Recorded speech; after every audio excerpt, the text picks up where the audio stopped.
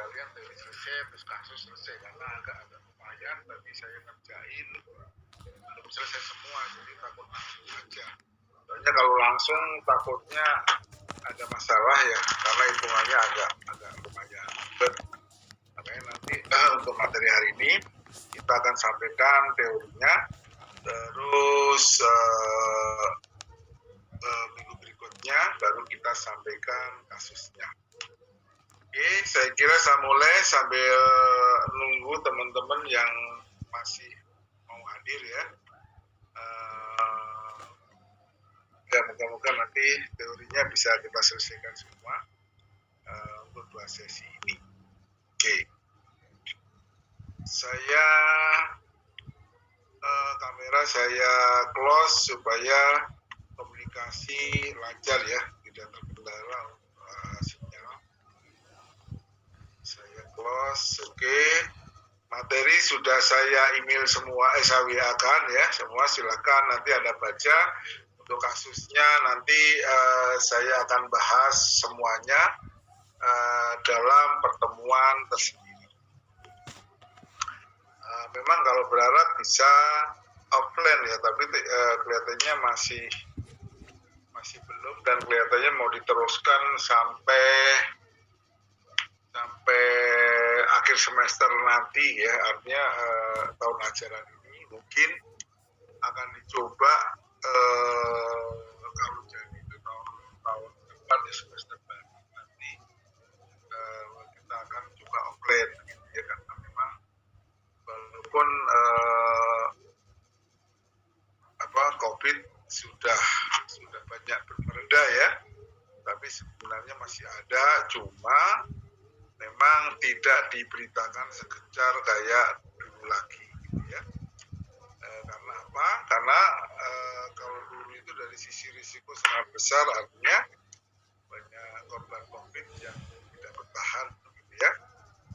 Tapi sekarang orang kena COVID itu seperti ya sakit biasa sekarang, kayak tetangga saya kena COVID langsung dibawa ke dokter, dirawat dalam 1 bulan sembuh, akhirnya balik lagi. Artinya udah nggak kayak dulu lagi harus lapor, harus ini, harus itu, dan sebagainya. Bahkan harus jaga jarak, harus keluarganya, dan sebagainya. Tapi sekarang sudah kondisinya mulai normal, dan termasuk di berbagai daerah, karena saya beberapa kali tugas ke luar kota, sudah mulai agak inilah gitu, nggak seketat dulu lah gitu. Jadi kita ke kantor-kantor sudah banyak yang sudah mulai membuka, walaupun ada beberapa kantor security-nya masih tinggi ya, terutama perusahaan-perusahaan asing. Jadi mereka benar-benar kalau kita mau masuk itu harus karantina dulu ya, sampai 1 minggu, nanti baru kalau orang luar baru kerja. Tapi kalau untuk perusahaan-perusahaan kita paling ada vaksin ya, terus beberapa perusahaan juga menerapkan masih tes antigen PCR, sehingga setelah itu baru boleh masuk. Kalau kantor pajak beberapa kali saya ke sana, yang ditanyakan adalah vaksin ya. Kalau nggak ada vaksin ya, sebelum ke kantor pajak misalnya siang, paginya harus vaksin. Karena beberapa kantor pajak masih nggak mau menerima orang atau wajib pajak yang datang walaupun sudah punya janjian atau kunjungan atau sudah ini ya, dari kunjungan pajak itu, tapi begitu dicek kita nggak punya vaksin ya, kartu vaksin, kita nggak boleh masuk ya, termasuk beberapa kejadian yang saya alami ya. Jadi benar-benar kita itu hanya boleh nunggu di luar. Ya moga-moga cepat segera kembali sehingga bisnis mulai jalan lagi, karena negara pun sudah mulai kebingungan untuk mencari anggaran ya, karena utang sudah terlalu banyak, sedangkan usaha-usaha negara ternyata belum banyak memberikan hasil yang maksimal, dan tambang rata-rata sudah ya produktif tapi tidak bisa membiayai lagi, karena malah kita sebagian besar itu masih impor sekarang ya. Jadi bahan mentah dari negara Indonesia diimpor keluar ya, dari Timur Tengah atau beberapa negara maju, mereka mengolah jadi produk jadi ini pertama dan sebagainya ya, yang udah produk jadi baru kita impor lagi gitu, ya. Jadi kita ekspor barang bahan mentahnya karena kita nggak bisa ngolah, diolah di luar negeri, akhirnya hasilnya sebagian kita impor. Karena memang ya kondisinya ya seperti itu ya, kita juga nggak tahu negara kita itu ya seperti apa gitu ya, tapi faktanya kan beberapa yang notabene kita suka nggak mikirnya nggak masuk akal gitu ya, kayak beras, kayak kedelai dan sebagainya, itu kan di kita itu kan memang produsen gitu ya, bahkan kayak dulu orang-orang Malaysia dan Filipina, mereka itu kan belajar di kita, tapi faktanya sekarang malah mereka jadi produsen dan kita impor ya, walaupun tidak 100%, tapi faktanya sebagian produksi beras kita itu ditutup dari impor ya, bahkan impornya itu ke negara-negara yang notabene mungkin dari sisi perkembangan negara atau kemajuan negara itu kita lebih dianggap lebih unggul lah gitu ya, kayak Filipina gitu ya, terus Kamboja ya, Myanmar dan sebagainya, itu kan negara-negara yang notabene negara berkembang di Asia Tenggara yang dulu itu banyak belajar di kita, tapi ternyata untuk beberapa produk tertentu mereka masih kita sudah mulai impor gitu ya. Kayak isunya kayak kayak durian gitu ya, durian itu kan produksinya kan dulu banyak kan dari kita, Muang Thai atau durian montong itu ya, dulu kan isunya ya, kita juga nggak tahu ya, isunya itu mereka kan belajar dari kita, dari berbagai bibit yang ada di Indonesia, terus mereka melakukan semacam penelitian sehingga mengambil sari-sarinya ya, artinya yang manis tapi yang buahnya banyak gitu ya, akhirnya dikawin silakan, dan mereka ternyata berhasil. Dan yang terkenal sekarang kan kayak durian itu ya, montong ya, itu isinya kan sebenarnya mereka belajar di kita, yang akhirnya mereka kembangkan bisa membuat bibit unggul, akhirnya bisa dinikmati semua negara termasuk Indonesia ya. Sedangkan sumber dayanya kita masih ya di hutan-hutan yang notabene memang kita belum bisa mengelola gitu ya. Sedangkan durian montong itu hasil bibitnya dibeli oleh orang-orang yang notabene memang kehidupannya bukan di hutan-hutan, tapi malah di kota-kota sekarang pun bisa hidup dan ditanam ya, termasuk kayak rumah kakak saya gitu ya, kakak anaknya Budi lah gitu, di kebunnya itu ditanami durian montong yang notabene benar-benar buahnya sangat cocok, besar dan tebal dan manis gitu ya. Dan itu juga tingginya pun juga nggak tinggi amat, artinya kita bisa ambil tanpa harus memanjat.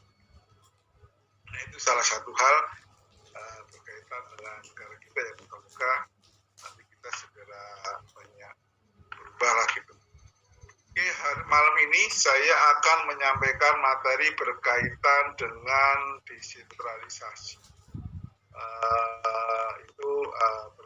Cuma kita tidak bicara negara ya. Memang kita sering dengar desentralisasi itu adalah berkaitan dengan rencana negara kita ya, Indonesia, bagaimana supaya daerah itu dikasih wewenang khusus untuk mengelola sumber dayanya.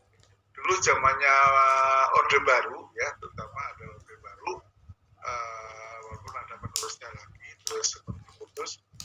kita semuanya di negara kita menggunakan sentralisasi. Artinya seluruh keputusan terpusat, nanti daerah akan diberikan hak atau jatah istilahnya. Jadi nanti seluruh pengelolaan pendanaan, dana masuk semuanya terkumpul di pusat, termasuk perusahaan-perusahaan. Makanya kan banyak perusahaan-perusahaan yang besar, rata-rata mereka pasti membuka kantor perusahaan di Jakarta. Kenapa? Karena memang mengikuti induk pemerintahnya yang memberikan semacam kebijakan sentralisasi, ya. Jadi sentralisasi itu seluruh keputusan itu ada di pusat, gitu. Jadi termasuk sumber daya yang ada di daerah itu semuanya disetor ke pusat, nanti baru dialokasikan, nanti daerah itu akan dapat berapa. Makanya sentralisasi ini pernah sempat ramai, ya, bahkan banyak komplain dari beberapa daerah yang notabene mereka itu mempunyai sumber daya yang sangat tinggi, seperti kayak Aceh yang dia mempunyai ini perusahaan asing yang besar, ya, dalam rangka untuk mengeksploitasi tambang, dan yang terkenal adalah di Papua. Tapi faktanya kan yang menjadi komplainannya adalah bahwa daerah-daerah yang dianggap mempunyai bahan tambang yang tinggi, ya, mempunyai harta karun yang tinggi, tapi ternyata masyarakat sekitar itu tidak diperhatikan, gitu. Ya, itu isunya, ya. Memang kalau lihat kondisi daerahnya memang kayak Papua juga, semuanya modelnya hampir bukit dan gunung, ya, kayak model Sumatera. Sumatera kan sekarang pelan-pelan mulai bisa dibentukkan, sudah mulai ada kereta, sudah mulai ada jalan lintas Sumatera, ya, timur, tengah, barat. Bahkan sekarang lagi digalakan tol, ya. Kalau kereta itu sudah nyampe Palembang atau nyampe mana, kalau nggak salah Palembang kalau sekarang nggak tahu. Nah, tol pun sekarang itu juga sudah nyampe Palembang, ya, dari Lampung. Bahkan mungkin dari Bakahuni sebagai sumber jalan utamanya, ya, yang kan dari wilayah Jawa. Nah, nanti kesananya akan terhubung mulai ke Jambi, mulai ke Padang, mulai sampai ke Aceh, Medan, Aceh, dan sebagainya. Jadi tol itu akan tembus kayak seperti di Jawa, ya, dari Jakarta langsung tembus sampai ke Bali, sehingga jarak tempuhnya sangat-sangat cepat, gitu, ya. Walaupun dari sisi biaya, kalau hitung-hitungan lumayan juga, ya, karena kayak ke daerah saya itu sekali jalan itu ongkos tolnya itu di atas 500.000, apalagi ke Surabaya dan sebagainya. Tapi dari sisi kecepatan memang sangat jauh, ya. Dulu waktu kita pulang kampung sebelum ada tol, itu berangkat siang itu nyampe sana itu pagi atau malah siang jam 8, gitu, ya. Jadi hampir seharian, ya. Cuma sekarang kalau ke Jawa itu pakai bus itu kita berangkat jam 8 atau jam 9, nyampe sana itu jam 3 atau jam 4. Jadi memang sangat cepat. Nah, itu berkaitan nanti dengan desentralisasi. Artinya di daerah-daerah itu nanti akan diberikan suatu wewenang atau enggak. Kita cuma nggak bicara ke pemerintah, tapi ke perusahaan, ya, utamanya, karena memang yang kita pelajari ini berkaitan dengan perusahaan, manajemen perusahaan, bagaimana memanfaatkan model-model yang memang sudah diterapkan oleh perusahaan-perusahaan di berbagai negara, ya. Jadi memang kalau di Indonesia itu sampai sekarang, ya, masih banyak keputusannya adalah sentralisasi, termasuk waktu saya masih kerja di perusahaan Bulog gitu ya, itu kita itu mempunyai unit-unit di berbagai daerah, tapi seluruh keputusan ada di pusat. Bahkan di daerah itu kita dikasih hanya semacam dana biaya operasional yang nantinya akan dipertanggungjawabkan sesuai dengan peruntukannya, gitu ya. Nanti untuk seluruh pendapatan yang dihasilkan oleh unit-unit yang sudah kita bentuk, semuanya akan dimasukkan ke pusat, ya. Makanya kita ada rekening-rekening yang kita buka, ya. Misalnya kita mempunyai beberapa agen itu, kita bukakan rekening sendiri, ya, untuk masing-masing agen. Cuman agen dari uang masuk itu tidak dikasih wewenang untuk melakukan transaksi. Artinya uang yang masuk, misalnya yang kita bentuk rekening banknya kayak misalnya di Surabaya gitu ya, kita buka tabungan di Surabaya sehingga seluruh pekerjaan yang dari Surabaya semua masuk ke situ. Cuma yang mempunyai wewenang untuk pengambilan adalah kantor pusat. Itu yang sampai sekarang masih dilaksanakan oleh perusahaan-perusahaan bekas saya kerja, itu mereka melakukan model sentralisasi. Memang nanti yang diuntungkan adalah yang di pusat gitu ya, karena sampai kebijakan untuk memberikan insentif ke berbagai customer di daerah itu semuanya ditentukan di pusat.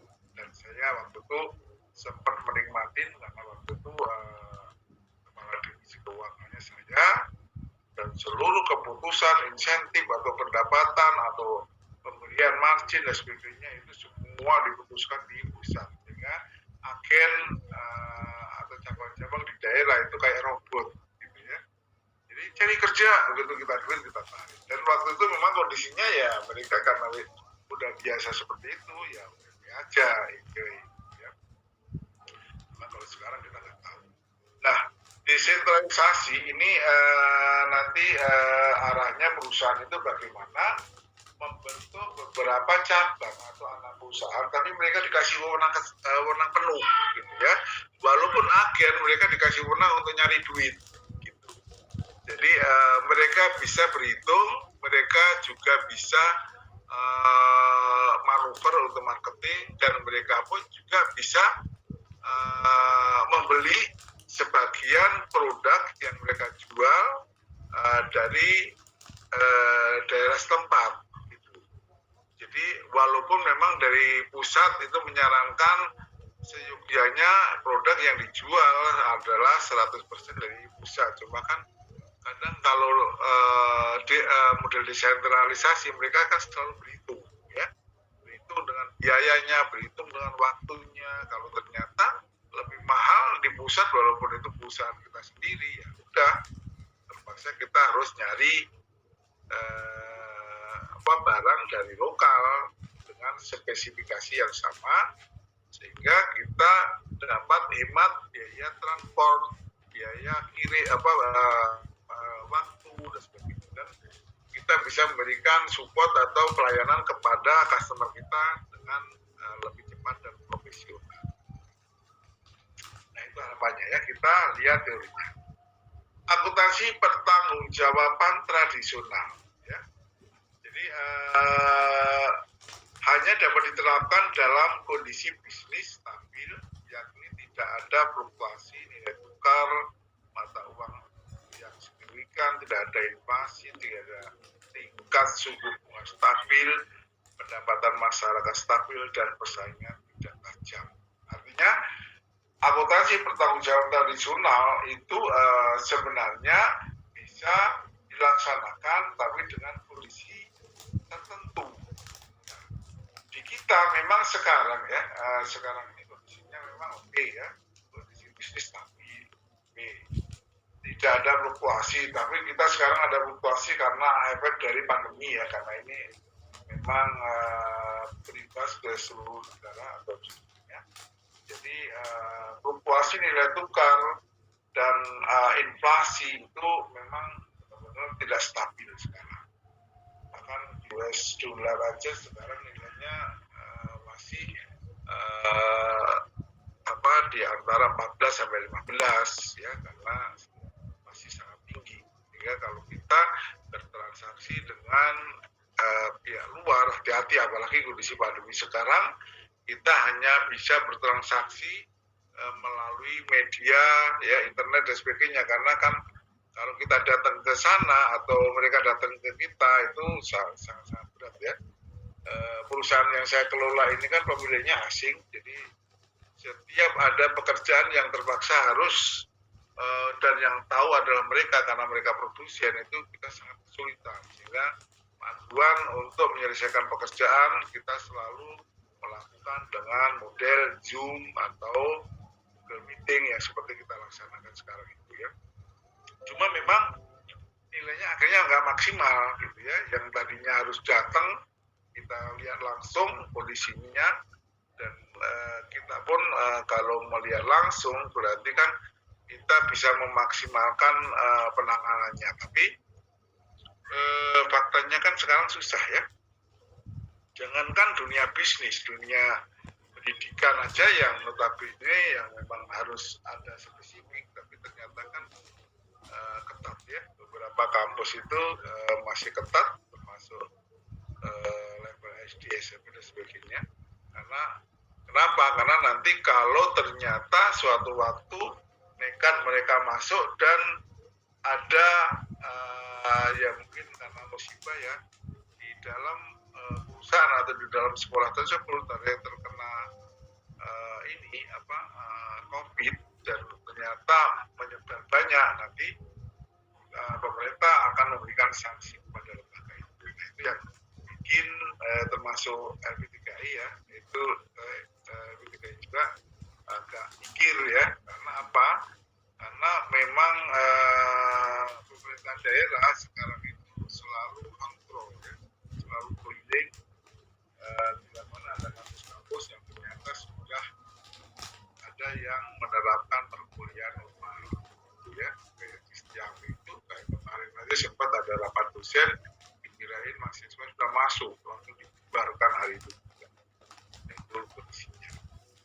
Oke, makanya dalam kondisi normal akuntansi bertanggung jawaban tradisional bisa kita karena memang akuntansi tradisional ini benar-benar kita mempercayakan kepada model yang individu, jadi tidak dilakukan dengan model tim seperti akuntansi bertanggung jawaban. Keterbatasan akuntansi pertanggungjawaban tradisional, jadi fokusnya adalah internal, yakni pembuatan standar anggaran, standar biaya anggaran dan analisis varian biaya pendapatan. Jadi fokusnya adalah dari pembuatan ini ya, makanya kita kenal RKAP ya. Banyak perusahaan masih menggunakan ini, termasuk perusahaan-perusahaan BUMN ya. Mereka masih berpaku pada aturan anggaran belanja dan ini perusahaan ya, RKAP, Rencana Kerja dan Anggaran Perusahaan. Jadi di awal kita sudah membuat semacam kerangka kerjanya, kerangka anggarannya ya. Ini pun juga sudah terbiasa dilakukan oleh pemerintah. Makanya kan kadang salah satu kerugiannya adalah kalau kita melakukan anggaran yang tidak terpakai kadang dimainkan oleh oknum tertentu. Di akhir tahun mereka selalu bagaimana supaya anggaran keluar, walaupun proyeknya itu adalah proyek yang maksimal gitu ya. Karena apa? Dengan alasan kalau anggaran nggak keluar tahun depan akan dikurangi. Itu salah satunya. Kalau di perusahaan dengan anggaran itu sebagai kerangka kerja, sehingga mereka itu terpaku di dalam budget itu. Mereka itu kayak ketakutan, nanti saya takutnya over, sehingga tidak memikirkan sisi yang lain, bagaimana supaya mereka itu kerja efektif efisien dan hasilnya adalah profesional. Ya. Terus penekanannya pada penghematan biaya dan pengukuran kinerjanya dengan ROI atau ROA. Ya. Jadi mereka itu dalam rangka untuk memaksimalkan kinerja, mereka itu selalu melakukan penghematan, ya, penghematan biaya dari berbagai divisi, ya, tujuannya supaya perusahaan bisa ditekan operasionalnya seefisien mungkin. Karena ukuran kinerja mereka itu adalah ROI. Jadi ROI itu kan mereka mengukur kira-kira tahun ini kita itu mendapatkan penambahan laba atau income itu sampai berapa persen, gitu ya. Makanya kalau perusahaan-perusahaan perusahaan pemerintah kayak BUMN gitu, setiap tutup buku atau mungkin setelah closingan atau sudah diaudit akuntan gitu ya, akuntan publik, mereka selalu nanya kira-kira ROI-nya tahun ini berapa, ROA-nya tahun ini berapa, gitu ya. Jadi kalau mereka tahu ROI-nya 10%, berarti tahun ini ada penambahan harta ya sebanyak 10% dari ekuitas yang kita miliki. Artinya kalau kita mempunyai modal dan laba bertahan 20 juta gitu ya, berarti ada penambahan 10% dari laba, berarti kita lambanya 22 juta. Jadi ukurannya seperti itu.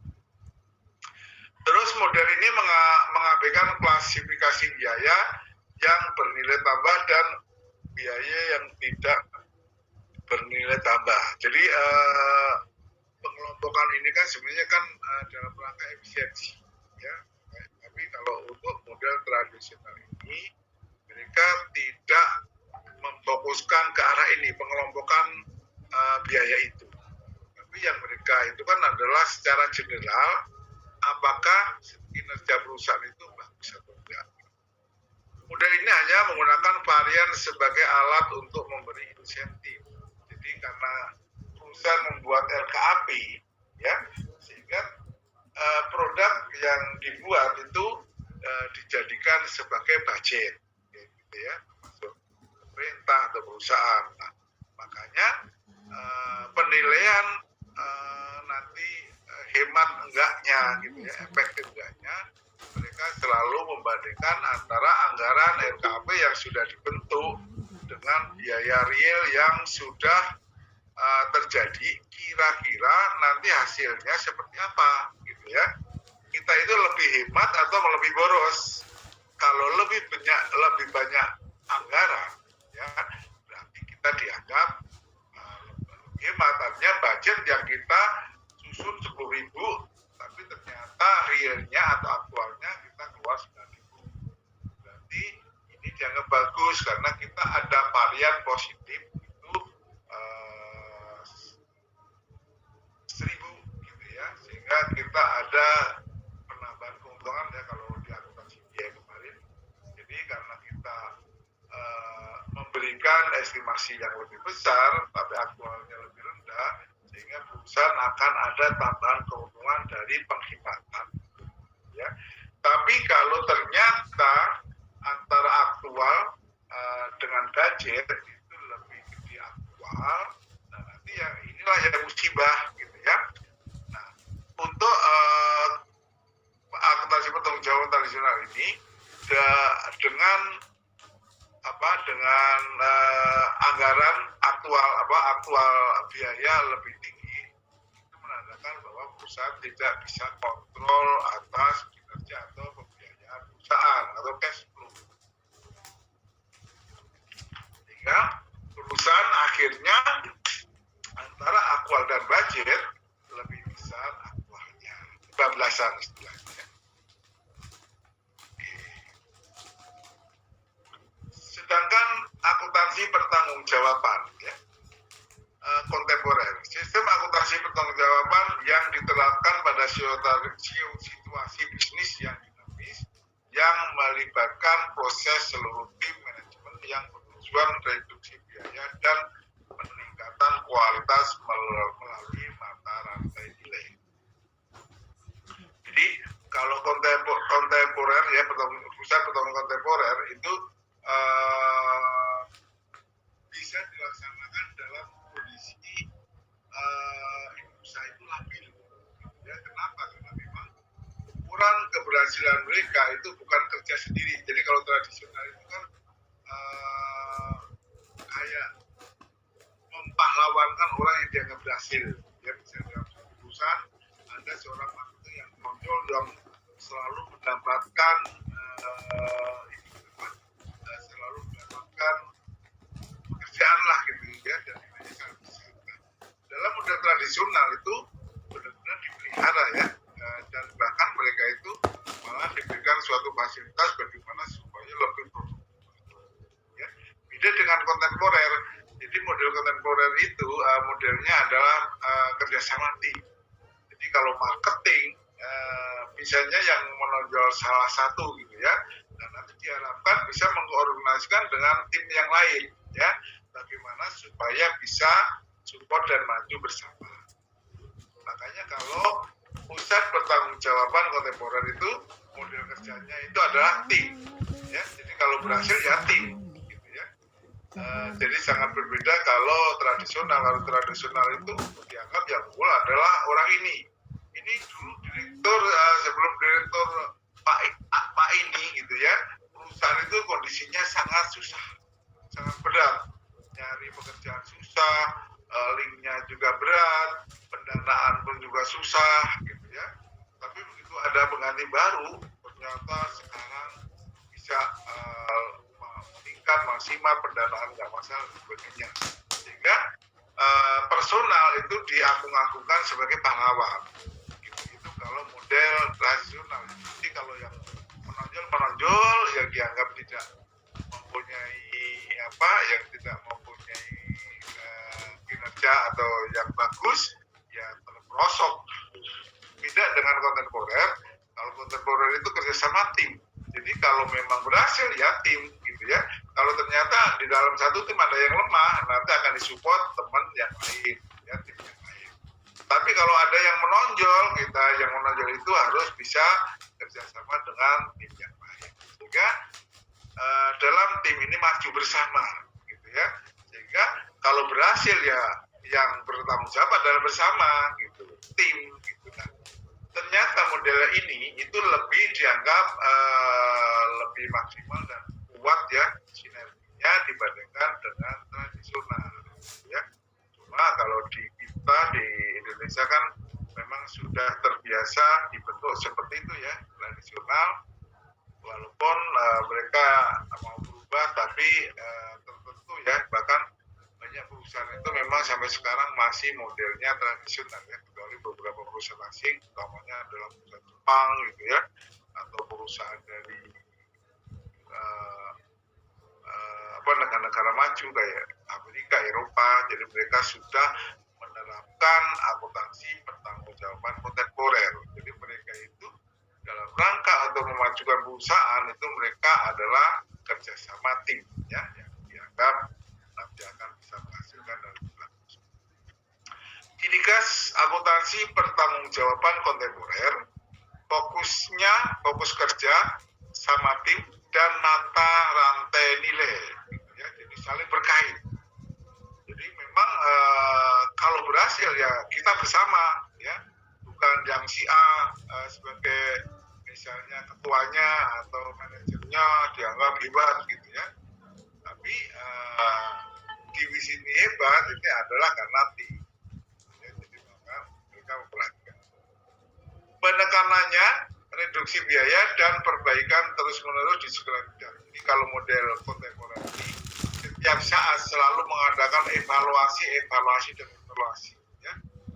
Dalam pelaksanaan akuntansi pertanggungjawaban ini biasanya perusahaan selalu melakukan koordinasi ya, selalu melakukan evaluasi, dan tempatnya pun juga nggak ini banget spesifik gitu ya, artinya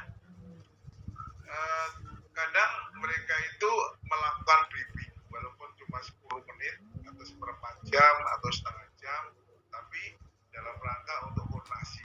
Nah, itu beberapa customer saya mulai melaksanakan pelan-pelan, tapi ada yang akhirnya bosen, ya, akhirnya mereka nggak itu. Padahal sebenarnya proses briefing atau kita koordinasi tim sebelum kita kerja itu kan dalam pelaksanaannya pun juga saling mengingatkan, gitu ya. Tapi ada satu customer saya, mereka itu ingin menggunakan model pertanggungjawaban kontemporer. Jadi dia setiap pagi, ya, sebelum kerja karyawannya dibimbing. Cuma kelemahannya saat pelaksanaan kerja ya udah masing-masing lagi, ya, artinya model tradisional lagi. Nah, itu yang beberapa mereka tidak menyadari bahwa sebenarnya adanya briefing atau adanya koordinasi awal itu sebenarnya hanya pintu, tapi yang memastikan adalah saat pelaksanaan kerja mereka itu selalu harus berkoordinasi, ya. Model ini menekankan pentingnya klasifikasi biaya yang bernilai tambah dan biaya yang bernilai tidak bertambah. Jadi beberapa komponen biaya, pengelompokan biaya itu selalu dievaluasi. Kira-kira biaya ini nanti mempunyai pengaruh nggak, ya, ke produksi, ada pengaruhnya ke marketing, ada pengaruh nggak ke kinerja produksi dan sebagainya. Jadi kalau memang dianggap tidak banyak berpengaruh, ya udah, ya, kita nggak pakai atau hilangkan, ya, seperti misalnya kendaraan, gitu, ya. Apakah kalau model kontemporer setiap pembelian aset selalu dilakukan evaluasi, apakah aset atau kendaraan ini nanti produktif enggak, mau dipakai apa, ya. Jangan sampai kayak model pegawai negeri sudah ada keputusan manajer harus pakai dikasih fasilitas mobil, mau produktif mau enggak mereka dikasih fasilitas.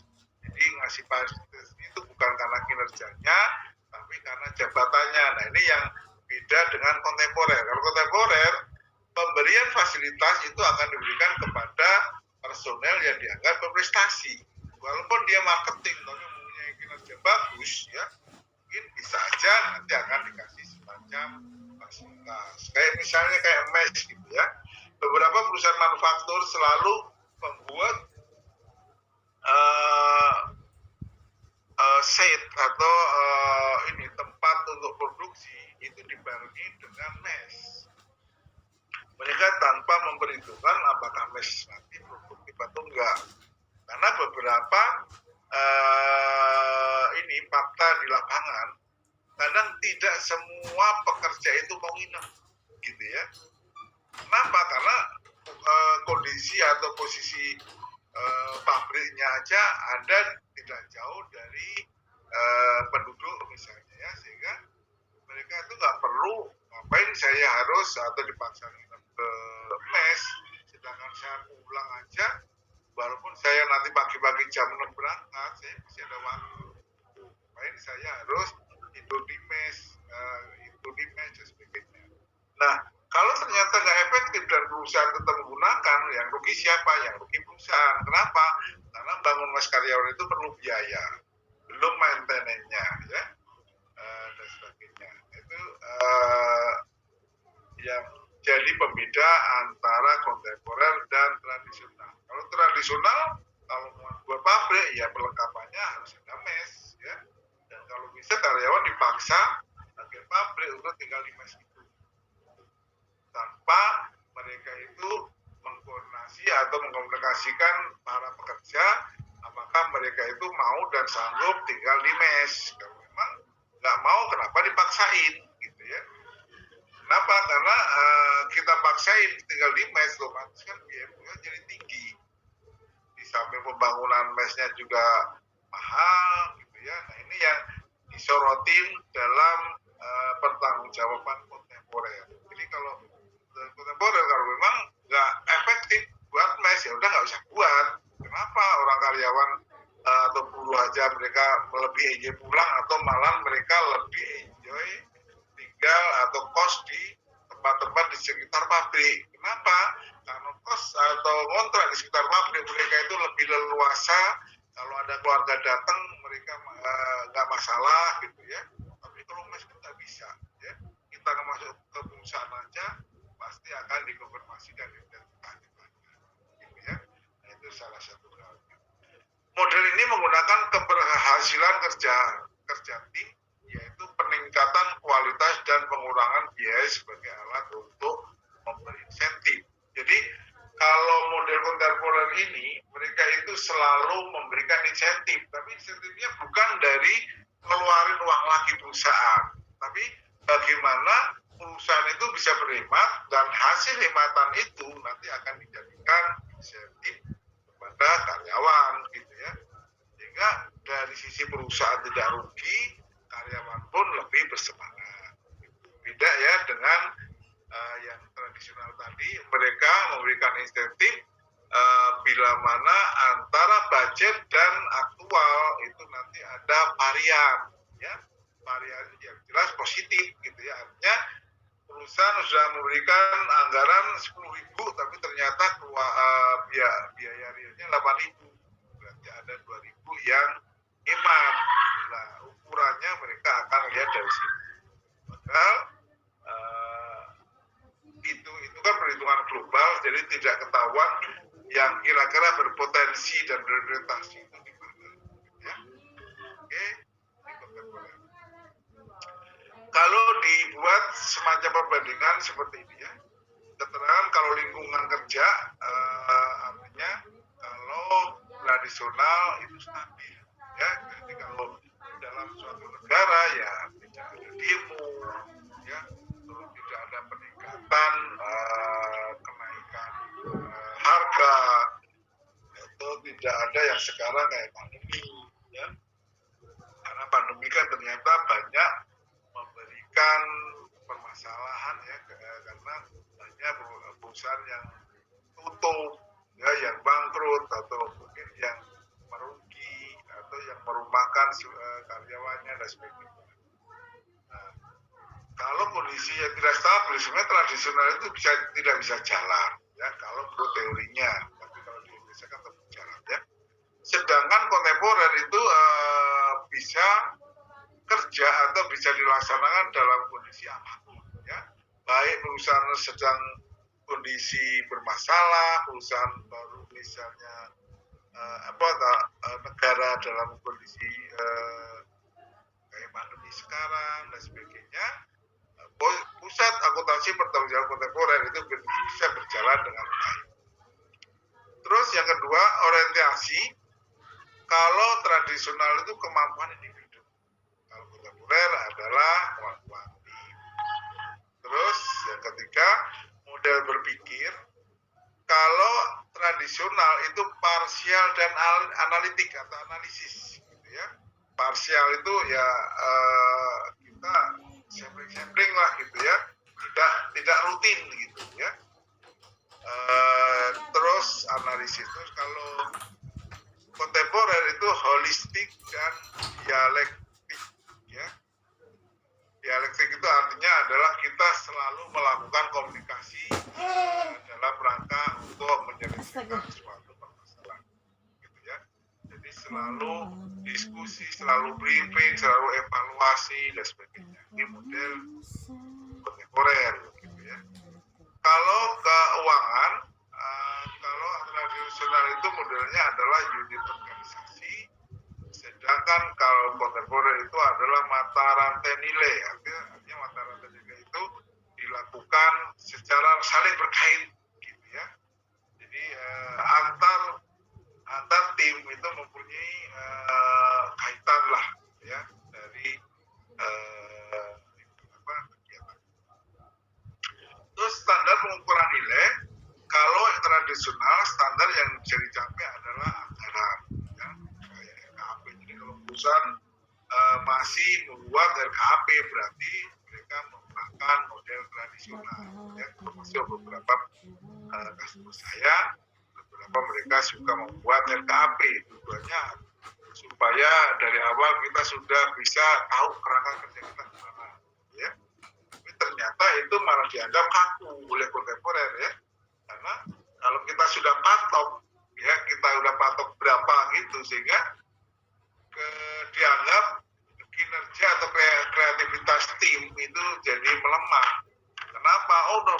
patokan 1 miliar, padahal saya sekarang sudah dapat 2-3 miliar, ya ngapain kita itu, ya, nah, saya sudah dapat itu, ya. Kenapa? Karena kalau model tradisional sudah dibuat kerangka dan dibatasi, itu salah satunya. Sedangkan untuk kalau kontemporer itu adalah kepuasan pelanggan dan proses yang optimal. Nah, kalau ini langsung usernya, apakah mereka itu menggunakan produk kita itu sudah puas dan mereka itu sudah merasa terbantu, ya. Terus pengukuran kinerja, perbandingan aktual dan standar. Jadi nanti akan dari varian. Sedangkan kalau kontemporer itu adalah efektivitas, ya, kerja yang efektif, just in time, artinya adalah tepat waktu, disiplin. Jadi kalau persediaan yang mereka itu ciri khasnya tidak ada stok, jadi ada persediaan itu yang tersisa adalah dalam hitungan hari itu harus habis, nanti akan disusul lagi. Jadi just in time itu adalah tepat waktu, ya, jadi disiplin gitu. Jadi termasuk kayak misalnya masuk kerja atau apa, mereka kalau jam 8 ya jam 8 gitu, ya. Kalau kita kan sangat-sangat jarang, ya. Termasuk kantor saya, kita sudah sampaikan jam 8 pulang, jam 5 jam 8 nyampe kantor, sudah siap kerja, terus jam 5 pulang. Tapi faktanya kan jam setengah 9, kadang jam 9 baru datang gitu, ya. Setelah itu kadang pulang jam 5 tapi jam 4 sudah siap-siap, ya. Bahkan kadang setengah 5 udah pulang. Ini yang sering terjadi, ya, di kita. Dasar imbalan kepada individu itu berdasarkan kinerja anggaran. Jadi anggaran yang dibuat itu global, ya, yang punyanya global ini dijadikan sebagai tolak ukur memberikan semacam insentif. Sedangkan kalau kontemporer itu berdasarkan kinerja tim dan mata rantai nilai kelompok, ya, kaitan saling berkait lah gitu, ya. Jadi kalau kinerja kelompok timnya bagus, otomatis ke perusahaan pun akan bagus gitu, ya. Nah, itu salah satu ukuran untuk menilai. Karakteristik biaya kalau tradisional mudah dikendalikan, ya. Kalau kontemporer sulit dikendalikan. Kenapa tradisional mudah dikendalikan? Karena mereka sudah mematok biaya. Jadi untuk 2022 pokoknya nanti biaya yang sudah kita buat kerangkanya, misalnya gaji harus sebesar ini 1 miliar misalnya, ya. Nah, nanti kita tidak boleh lebih, tapi kalau kurang boleh gitu misalnya. Sehingga perusahaan sudah ada kontrolnya, ya, ada warningnya. Kalau nanti over berarti ada sesuatu nih yang akan kita evaluasi, apakah kita misalnya harus mengurangi tunjangan, atau ternyata kita harus mengurangi tenaga kerja atau gimana dan sebagainya, ya. Karena apa? Karena biayanya sudah dikunci dan sudah dibuat tolak ukurnya. Beda dengan kontemporer, ya. Ini salah satu sisi dari kelemahan kontemporer, bahwa biaya sulit dikendalikan. Kenapa? Karena target perusahaan itu adalah bagaimana semaksimal mungkin, bukan dikasih budgetnya sebesar berapa, tapi mereka itu memang benar-benar dibuka, ya, selebar-lebarnya untuk itu. Cuman mereka pun biayanya juga berhubungan dengan tingkat pendapatan yang akan mereka dapatkan, ya. Jadi itu salah satu pembedanya. Oke, saya masuk ini pusat pertanggungjawaban. Yang kedua adalah berkaitan dengan desentralisasi yang jadi acuan atau materi utama.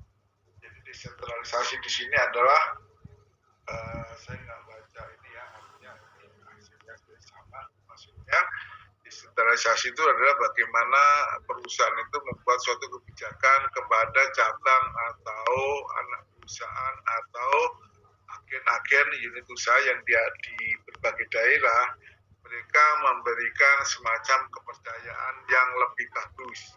Artinya kepercayaan lebih bagus di sini adalah mereka dikasih kepercayaan untuk mandiri, gitu ya, nyari duit sendiri, nyari anggaran sendiri, dikelola duitnya sendiri, ya. Cuma nanti pertanggungjawaban tetap ke atas, gitu ya. Tapi pengembangan diserahkan oleh masing-masing, gitu ya, desentralisasi. Termasuk di negara kita pun sudah mulai pelan-pelan masuk ke sana, walaupun masih belum 100% ya. Artinya kalau di pemerintah memang kita tetap ada poin-poin yang harus sentral ya. Selain pajak aja, banyak perusahaan, banyak pajak yang disentralisasi, BPN, BPH, gitu ya. Tapi ada yang di daerah yang bisa dikelola sendiri, kayak pajak daerah, ya, reklame, terus PP1 berkaitan dengan restoran, hotel, dan sebagainya. Jadi kalau negara sudah melakukan desentralisasi tapi belum 100%. Nah, harapannya memang kalau perusahaan mungkin karena sifatnya harus profesional, diharapkan bisa sampai 100% ya, walaupun tergantung dari ciri khas dan model masing-masing perusahaan. Ini saya lewatkan saja maksudnya ya, jadi Anda bisa baca sendiri.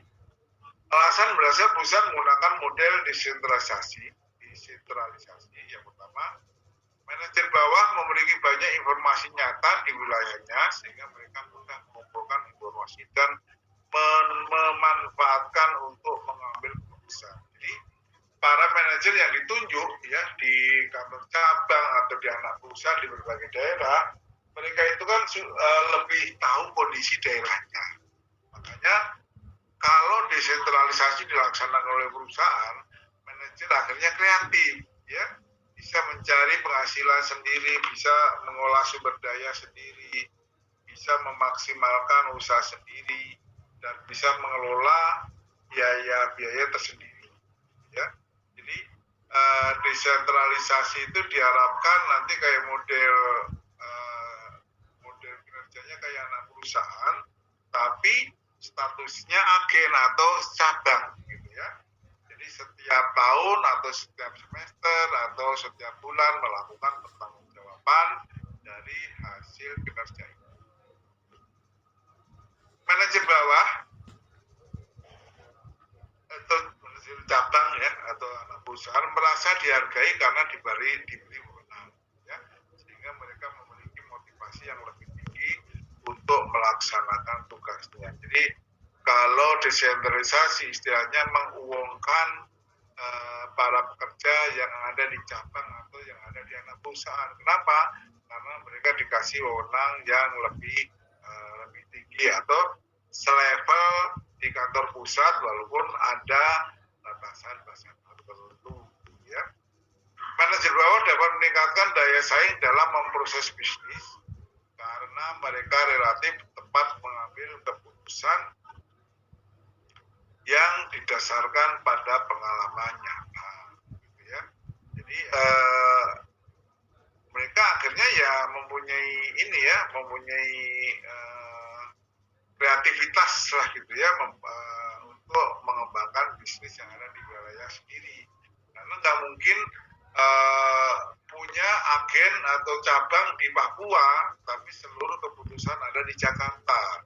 Orang Jakarta sendiri nggak tahu medannya di sana seperti apa, walaupun beberapa kali mereka ke sana, tapi kan seluk-beluknya bisnis di sana kan mereka nggak tahu. Di Jakarta mungkin lebih profesional dan misalnya mereka itu kalau di Jakarta ya sesuai dengan kemampuan kita untuk melebarkan sayap bisnis. Tapi kalau di daerah tertentu mempunyai kebijakan yang beda ya, karena mereka menuntut harus orang daerah yang dipekerjakan di situ, ya.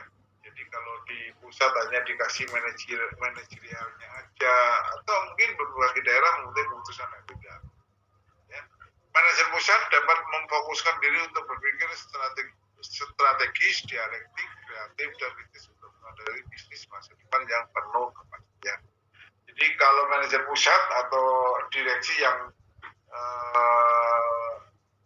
ada di kantor pusat, mereka itu kalau bisa desentralisasi, jadi lebih fokus melakukan atau membuat strategi kerja, gitu ya, bagaimana supaya kinerja perusahaan baik di pusat maupun daerah selalu jalan.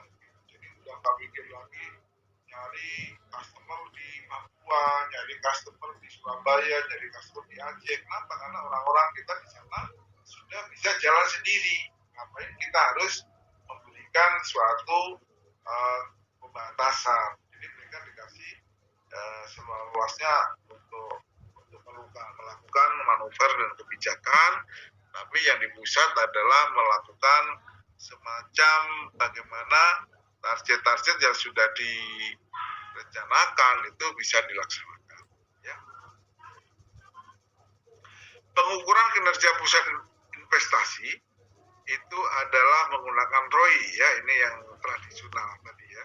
Jadi kita membicarakan yang berkaitan dengan tradisional, ukurannya adalah ROI, karena memang sampai sekarang pun banyak perusahaan di Indonesia memang mereka itu kalau kita deteksi rata-rata masih menggunakan model tradisional gitu ya, yang ukurannya adalah dari peningkatan harta yang dihasilkan dalam 1 tahun buku gitu ya. Jadi ROI itu adalah return on investment. Jadi, artinya dari pendapatan bersih setelah pajak yang dihasilkan nanti akan dibandingkan dengan investasi atau suka disebut ekuitas ya. Ekuitas itu isinya adalah modal, laba ditahan, dan laba tahun sekarang gitu ya. Nanti sebagai pembanding, nanti kira-kira hasilnya itu akan mendapatkan berapa persen ya. Kalau mendapatkan 10% ya berarti perusahaan ada peningkatan harta 10% dari kinerja perusahaan selama tahun 2020. Itu yang kedua, laba residu atau residual income. Dalam perhitungan metode ini dianggap sebagai laba ekonomi, sedangkan laba bersih dapat disebut sebagai laba akuntansi. Ya. Nanti kita hitung rumusannya, kasusnya berkaitan menghitung laba residu ya, residual. Cuma nanti saya akan kerjakan dulu sehingga nanti tidak ada kendala dalam menyampaikan masalah. Soalnya kalau langsung improvisasi takutnya ada hitungan yang terlewat. Return on investment rumusnya ini ya, kalau Anda sudah mendapatkan ALK, analisa laporan keuangan, ini ada rumusannya. Cuma memang karena kita lihat dari sisi ini, dari sisi akuntansi manajemen, kadang ada sisi pembedanya, walaupun bedanya sama ya. Jadi ROI itu adalah laba bersih atau net dikurangi aktiva operasi rata-rata.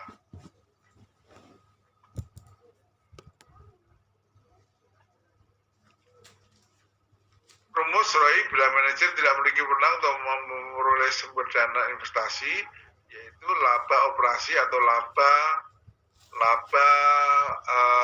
setelah ini ya, setelah biaya operasional ya, beberapa biaya operasional atau laba operasi atau EBIT tadi aktiva operasi rata-rata. Misalnya formula perhitungan ROI yang lain adalah perputaran rata-rata sales revenue sebagai aktiva operasi rata-rata, sedangkan operating profit margin sama dengan laba operasi dibagi sales, nanti dapat berapa persen. Formula perhitungan ROI yang lain adalah ROI dari EAT, itu adalah perputaran harta dikalikan laba bersih atas penjualan atau aset turnover dikalikan